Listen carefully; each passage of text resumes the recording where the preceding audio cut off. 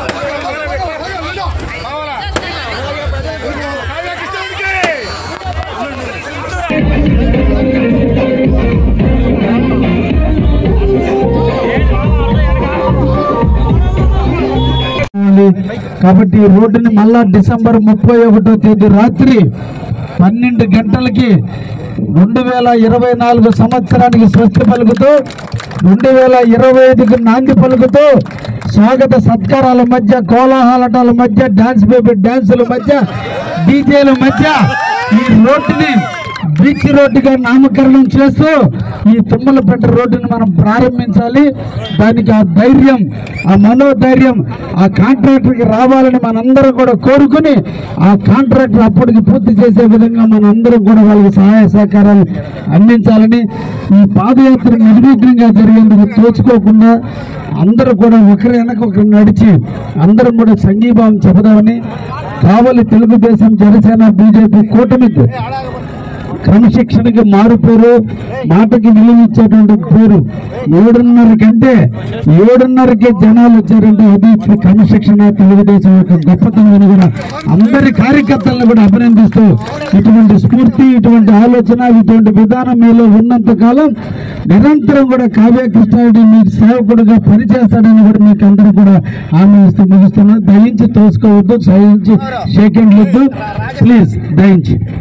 మనం అన్ని విధాల ఆయనకి తోడుగా వెంటనేస్తాము. ఇప్పుడు ఆయన కూడా ఒకటి రాష్ట్రంలో అభివృద్ధి పదార్థ అయినటువంటి శ్రీ నారా చంద్రబాబు నాయుడు గారు మొట్టమొదటిగా ముఖ్యమంత్రిగా ప్రమాణ స్వీకారం చేసిన రోజు ఈరోజు.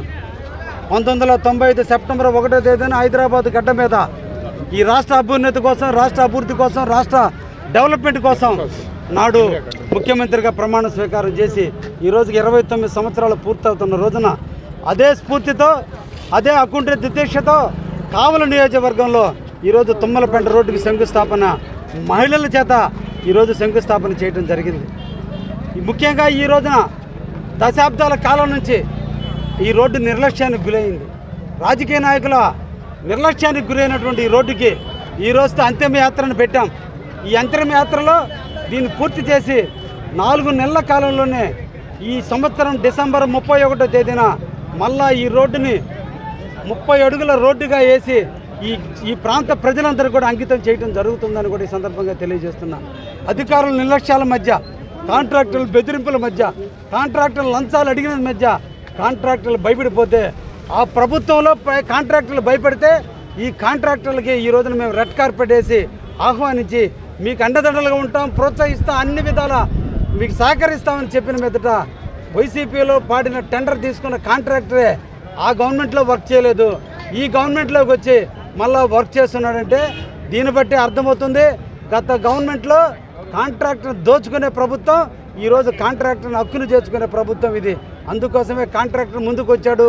ఈ రోడ్డును కూడా పూర్తి చేయబోతున్నామని కూడా ఈ సందర్భంగా తెలియజేస్తున్నాను. Thank you.